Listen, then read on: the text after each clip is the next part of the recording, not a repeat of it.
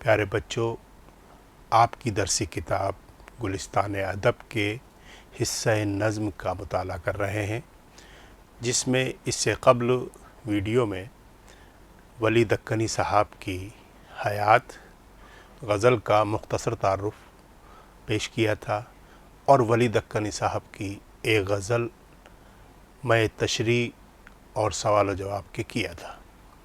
آئیے آج کی اس ویڈیو میں آپ کے سامنے ولی دکنی صاحب کی دوسری غزل کا مطالعہ کریں گے اور اس کی تشریح بھی کریں گے اور سوال و جواب کے حوالے سے بات کریں گے۔ ولی دکنی صاحب، جیسا کہ میں آپ کو عرض کر چکا ہوں کہ ولی دکنی صاحب اورنگ آباد کے رہنے والے تھے، اور انہوں نے اردو اور دکنی اردو یعنی شمالی ہند کی اور دکن کی دونوں کی ملی جلی زبان کو استعمال کرتے ہوئے عشقیہ مضامین کو اپنی کلام میں سمویا ہے۔ ان کی غزلیں تصوف سے پر اور لبریز نظر آتی ہیں۔ آئیے آغاز کرتے ہیں۔ ان کی غزل جو دوسری آپ کی درسی کتاب میں موجود ہے، آپ کے نصاب میں ہے، اس کا مطالعہ کرتے ہیں۔ پہلے اس غزل کو پڑھتے ہیں، پھر اس کے بعد اس کی ایک ایک شعر کی تشریح کرنے کی کوشش کریں گے۔ پہلا شعر جو ہے وہ مطلع ہے، آپ کو جیسا میں نے بتایا تھا، غزل کا پہلا شعر مطلع کہلاتا ہے، اور شاعر کئی مطلع بھی کہہ سکتا ہے۔ اس کے دونوں مصرعے ہم ردیف اور ہم قافیہ ہوتے ہیں۔ تو پہلا شعر جو مطلع ہے اس کو پڑھتے ہیں۔ کیا مجھ عشق نے ظالم کو آب آہستہ آہستہ، کیا مجھ عشق نے ظالم کو آب آہستہ آہستہ، کہ آتش گل کو کرتی ہے گلاب آہستہ آہستہ، وفاداری نے دلبر کی بجھایا آتش غم کو،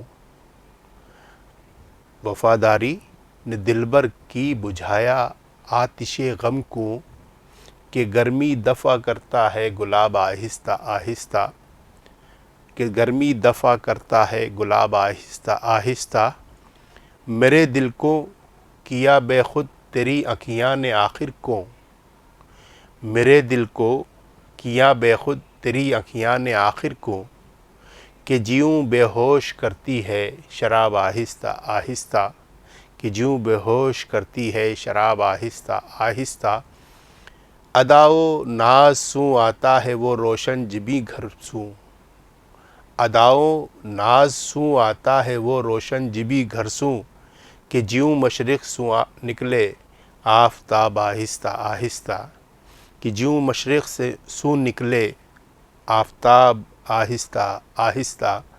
اور مقطع اپنا پیش کرتے ہیں کہ ولی مجھ دل میں آتا ہے خیال یار بے پرواہ، ولی مجھ دل میں آتا ہے خیال یار بے پرواہ، کہ جیوں اکھیاں منی آتا ہے خواب آہستہ آہستہ، کہ جیوں اکھیاں میں آتا ہے خواب آہستہ آہستہ۔ تو یہ غزل ہم نے مکمل کی۔ اس میں آپ کو اندازہ ہوا ہوگا کہ دونوں زبان یعنی دکنی اردو اور شمالی ہند کی اردو دونوں شامل ہیں، اور اس میں تصوف کی چاشنی آپ کو جا بجا نظر آ جائے گی، اور عشقیہ مضامین آپ کو بڑے خوبصورتی سے نظم کیے ہوئے نظر آ رہے ہیں۔ آئیے اب ہم ایک ایک شعر کی تشریح کی طرف چلتے ہیں۔ سب سے پہلے مطلع کی تشریح کرتے ہیں۔ کیا مجھ عشق نے ظالم کو آب آہستہ آہستہ، کہ آتش گل کو کرتی ہے گلاب آہستہ آہستہ۔ تو دیکھیے اس مطلع میں ولی دکنی صاحب کیا کہنا چاہ رہے ہیں۔ شاعر ولی دکنی صاحب اپنی اس غزل کے مطلع میں فرماتے ہیں کہ میرے سنگ دل محبوب پر میرے عشق کا یہ اثر ہوا ہے کہ وہ پتھر دل سنگ دل محبوب پگھل کر آہستہ آہستہ یعنی دھیرے دھیرے پانی یعنی آب ہو گیا ہے۔ یعنی میری محبت کا، میرے عشق کا، میری الفت کا، میری انسیت کا ایسا اثر میرے محبوب کے دل پر ہوا. حالانکہ وہ پتھر دل تھا، سنگ دل تھا، اس کے دل میں سنگ کی طرح سے دل تھا، لیکن میرے محبت نے، میرے عشق نے اس کو دھیرے دھیرے پانی پانی، آب آب کر دیا ہے. یعنی اس کو میری محبت میں گرفتار کر دیا ہے. جس طرح سے، اور اس طرح سے کیا ہے جیسے آگ پر پھول کا عرق یا عطر نکالنے کے لیے پھولوں پر پانی کو جوش دیا جاتا ہے، اور اس طرح سے کیا ہے جس طرح سے عطر نکالنے کا لیے گلاب کا عرق پھولوں پر پیش کرتے ہیں، آگ جو ہے اس پر گرم کر کے عطر نکالا جاتا ہے، اسی طرح سے پھولوں پر پانی کو جوش دیا جاتا ہے. جس طرح سے پتھر پر پانی گرتا رہتا ہے تو اس پہ نشان بن جاتا ہے، اسی طرح سے عطر نکالنے کے لیے پھولوں کو پانی میں جوش دے کر کے اسے گرم کیا جاتا ہے اور اس کا عرق نکل آتا ہے جسے عطر کہتے ہیں، مطلب خوشبو اس کی پھیلنے لگتی ہے. اسی طرح سے میرے عشق کی خوشبو بھی سب طرف پھیلے گی. یعنی گرم کیا جاتا ہے، ابالا جاتا ہے. اسی طرح کی خوبی، ایسا ہی کمال میرے عشق، میری محبت کے سبب میرے محبوب میں بھی پیدا ہو گیا ہے. یعنی میرا عشق، میری محبت اس طرح سے، میری وفا اس کے سامنے پیش ہوئی ہے کہ وہ بھی اب مجھ سے محبت کرنے لگا ہے. یعنی عشق حقیقی کی طرف جائیں کہ ہم نے اتنی عبادت کی ہے، اتنی سجدہ ریزیاں کی ہیں، اتنے سجدے کیے ہیں، اتنے نیک کام کیے ہیں کہ اللہ خدا جو عشق حقیقی میں جس کو یاد کیا جاتا ہے وہ بھی ہماری محبت، ہمارے عشق کے سامنے اس کو بھی ہم پر رحم آ گیا اور اس کی نظر عنایت، نظر کرم ہم پر ہونے لگا ہے. آئیے آگے چلتے ہیں. وفاداری نے، دوسرا شعر آ گیا ہمارے سامنے.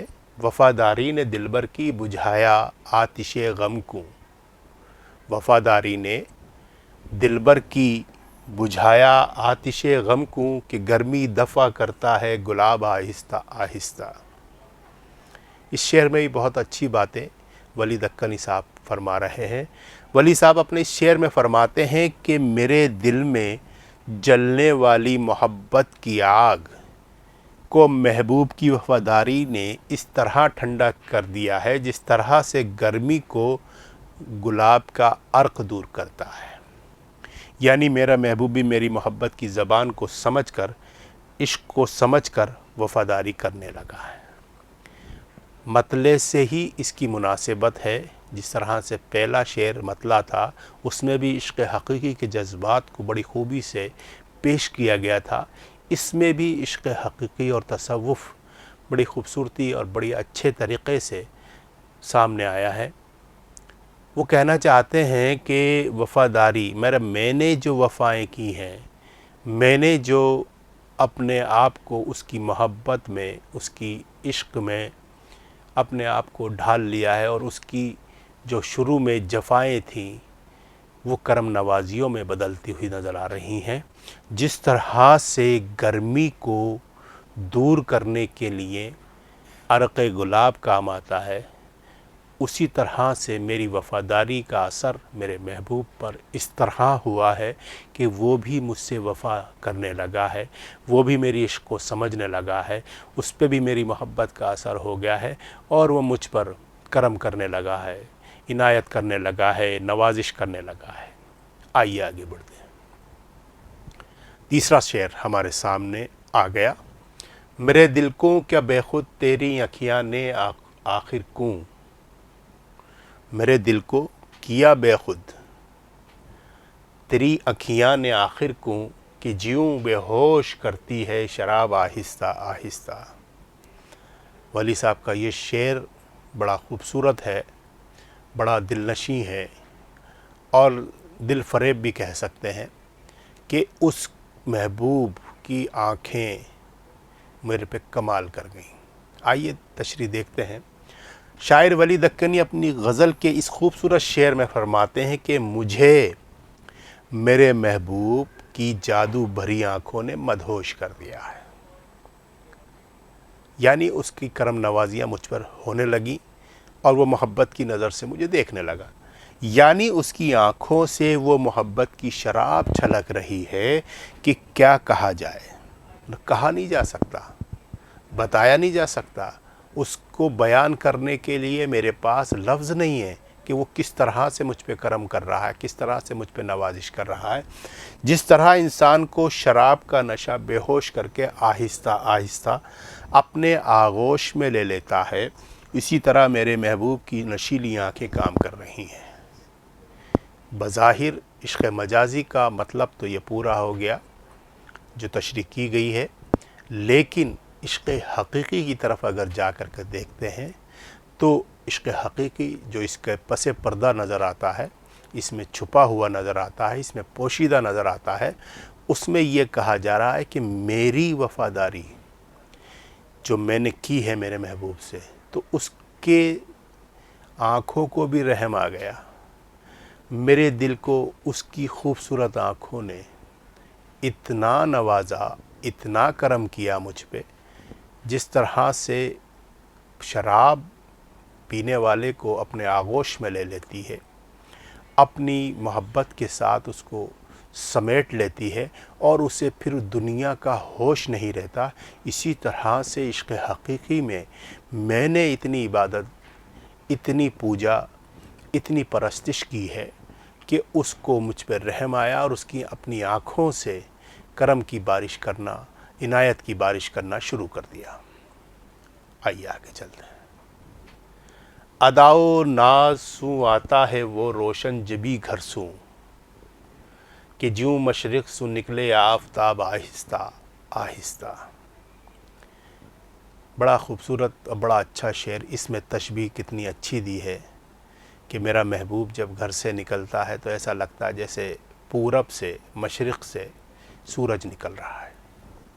ولی دکنی صاحب، ولی دکنی غزل کے اس شعر میں فرماتے ہیں کہ میرا محبوب اپنی روشن و چمکدار پیشانی، جبی کہتے ہیں پیشانی کو، اور ناز و ادا کے ساتھ میرے گھر تشریف لاتا ہے، یعنی میرا محبوب بڑی ناز و ادا کے ساتھ اپنی چمکدار، اپنی روشن، اپنی منور جبیں سے یعنی پیشانی کے ساتھ میرے گھر پہ تشریف لاتا ہے، یعنی میری محبت کا اثر اس پہ ہو گیا اور وہ میرے یہاں تشریف لاتا ہے۔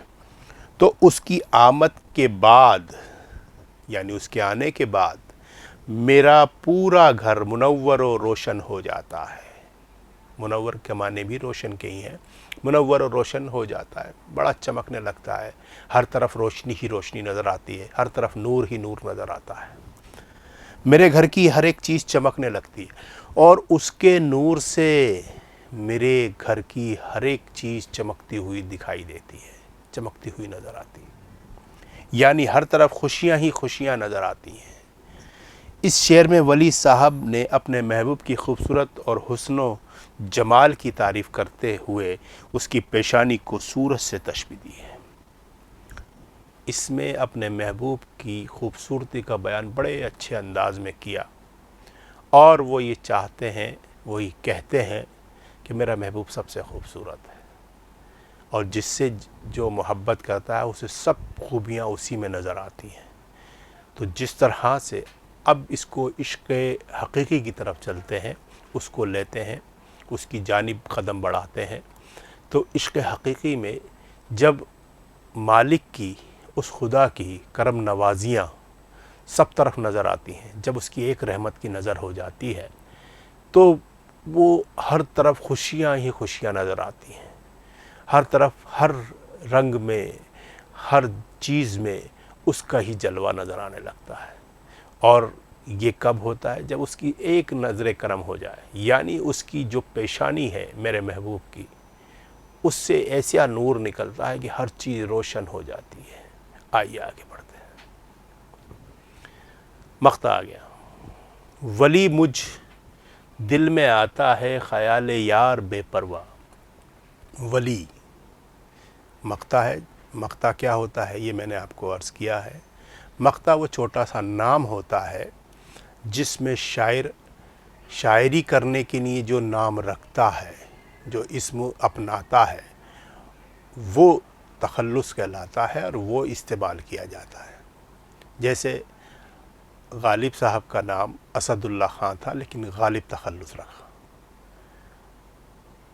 خواجہ حیدر علی نام تھا لیکن انہوں نے آتش تخلص رکھا. امام بخش نام تھا لیکن ناسخ تخلص رکھا. اس طرح سے. اور کبھی کبھی جو نام ہوتا ہے اس کو بھی وہ تخلص بنا لیتے ہیں. جیسے علامہ اقبال کا نام محمد اقبال تھا تو اقبال ہی رکھا انہوں نے.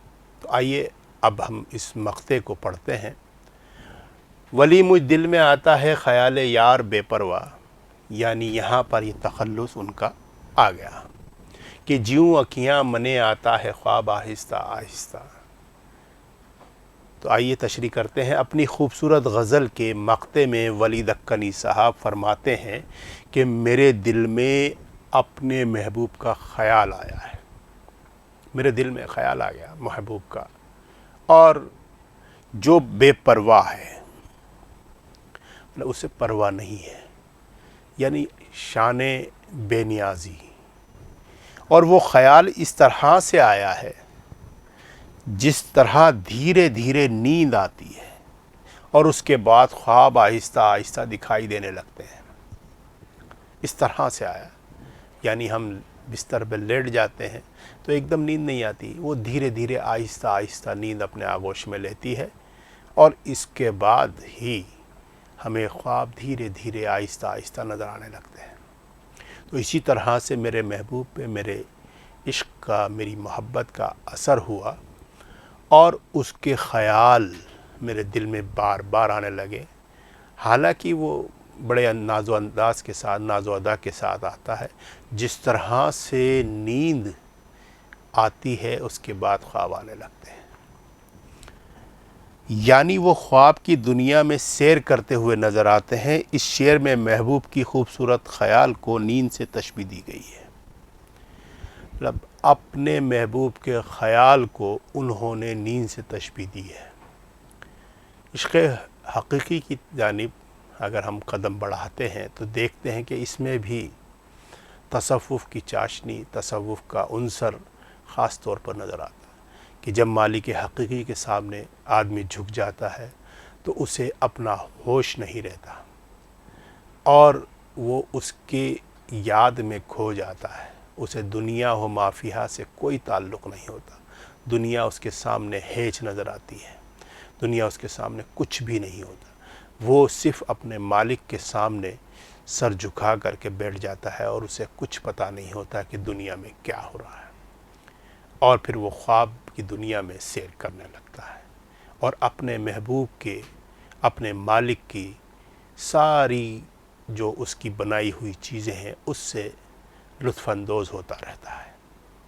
یعنی وہ اس کے عشق میں اتنا کھو جاتا ہے کہ اس کو کہیں کا، کسی چیز کا کوئی چیز اسے اس سے ہٹا نہیں سکتی، اس سے بھٹکا نہیں سکتی.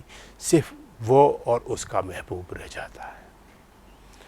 آئیے آگے بڑھتے ہیں. ہم نے یہ غزل مکمل کر لی.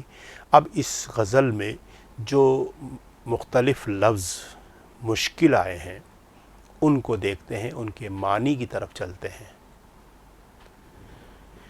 دفع کرنا یعنی دور کر دینا، اس سے دوری بنا لینا، فاصلہ پیدا کر لینا. ادا، انداز، اشارہ ہوتا ہے نا کہ بہت ادائیں دکھا رہا ہے، تو یہ ادا، اپنے انداز الگ الگ. ناز، ناز کا مطلب نخرہ بھی ہوتا ہے، غمزہ بھی ہوتا ہے جو محبوب میں ہوا کرتا ہے. جو اس کے پاس حسن ہوتا ہے اسے نخرہ، غمزہ اور ناز آ ہی جاتا ہے. روشن جبیں، یہ والا جبیں کا مطلب پیشانی ہوتا ہے. چمکتی ہوئی پیشانی والا مراد معشوق یعنی میرا محبوب. مجھ دل میں، مجھ، یہ مجھ جو ہے ہم لکھتے ایسے ہیں آج کے زمانے میں وہ پرانی والی اردو جو ہے اس کے اندر میم جو جیم لکھتے ہیں، مجھ، تو مجھ دل میں یعنی میرے دل میں، جیوں جیسے، اگر ہم اسے ایسے ہی یوں پڑھیں گے تو جیوں ہو جائے گا، یعنی جیوں تو جیوں جیسے، جیوں مانے جیسے ہی، منی مانے میں۔ اب ہم سوال جواب کی طرف چلتے ہیں اور غور کرنے والی باتیں اس غزل میں کیا آئی ہیں وہ دیکھتے ہیں۔ اس غزل کا امتیاز یہ ہے، یعنی اس کا ایک بڑا کارنامہ اس طرح سے ہے کہ یہ پوری غزل کو پڑھ کر غم یا مایوسی کی کیفیت پیدا نہیں ہوتی، اس میں ہمیں کہیں بھی مایوسی، نا امیدی نام کو بھی نظر نہیں آتی، بلکہ شگفتگی کا احساس ہوتا ہے، یعنی دل خوش ہو جاتا ہے، طبیعت خوش ہو جاتی ہے، جس طرح سے شگفتہ یعنی کھلنا، آدمی مسرور ہو جاتا ہے اور اس کو الگ ہی دنیا کا تصور ہونے لگتا ہے۔ اس غزل کا ایک امتیاز یہ بھی ہے کہ اس کے ہر شعر میں، ہر شعر کا مصرع ثانی لفظ کے، یہ کہ جو ہے بیانیہ کہ ہے، سے شروع ہوتا ہے، جو کہیں استعارہ کہیں تشبیہ کی بنیاد بنتا ہے۔ یعنی ایک نیا انداز دیکھنے کو ملا اس غزل میں کہ ہر دوسرا مصرع وہ کیسے شروع ہو رہا ہے اور اس سے نئے نئے مطلب پیدا ہو رہے ہیں۔ یہ کہا جائے تو غلط نہ ہوگا کہ ولی کی شاعری غزل میں حسن اور لطف کا ایک بڑا ذریعہ ان کی تشبیہات ہیں۔ تشبیہات جب آپ قواعد اور صنعتیں پڑھیں گے آگے کی کلاسوں میں تب آپ کو پتہ چلے، تشبیہ یعنی کسی کو کسی چیز کے برابر بتانا یا اس کے مانند بتا دینا۔ استعارہ وہ کہلاتا ہے جو کوئی خوبصورت ہے چیز ہے یا کوئی بدصورت چیز ہے تو اس کا نام یا اس کا لفظ اس آدمی کو یا اس چیز کو بتانے کے لیے ادھار لے لینا، یعنی اس کو اس کی طرح سے بتانا تو تشبیہ کہلاتی ہے، لیکن اس کا لفظ ادھار لے لیا جائے وہ استعارہ کہلاتا ہے۔ استعارہ یعنی ادھار لینے کے معنی مستعار کہتے ہیں جسے۔ آئیے آگے بڑھتے ہیں، سوال جواب کرتے ہیں۔ پہلا سوال آپ کے سامنے ہے، مطلع، مطلع میں ظالم کس کے لیے استعمال کیا گیا ہے؟ ظالم اپنے محبوب کے لیے ہی استعمال کیا ہے، ولی کا انداز بیان الگ طرح کا ہے۔ دیکھیے جواب کیا ہے۔ ولی دکنی صاحب نے اپنی غزل کے مطلع میں ظالم لفظ کا استعمال اپنے محبوب کے لیے کیا ہے، یہ بھی محبت کے ساتھ کیا ہے۔ کہا جاتا بڑے ظالم ہو یار، یہ کہہ سکتے ہیں، اور ایک ظالم، بہت ظالم انسان ہے، تو یہ دونوں چیزیں بولنے کا اور لفظ کو استعمال کرنے کا طریقہ ہے، دونوں چیزوں میں الگ الگ لفظ کے الگ الگ مطلب، الگ الگ معنی نکل کے آئیں گے۔ آئیے آگے بڑھتے ہیں۔ دوسرا سوال ہمارے سامنے، غزل کے تیسرے شعر میں اکھیاں اور شراب میں شاعر نے کیا تعلق پیدا کیا ہے؟ یہ اکھیاں اور یہ شراب، دیکھیے کیا تعلق ہے دونوں میں، کیا ربط ہے، اس کو دیکھتے ہیں۔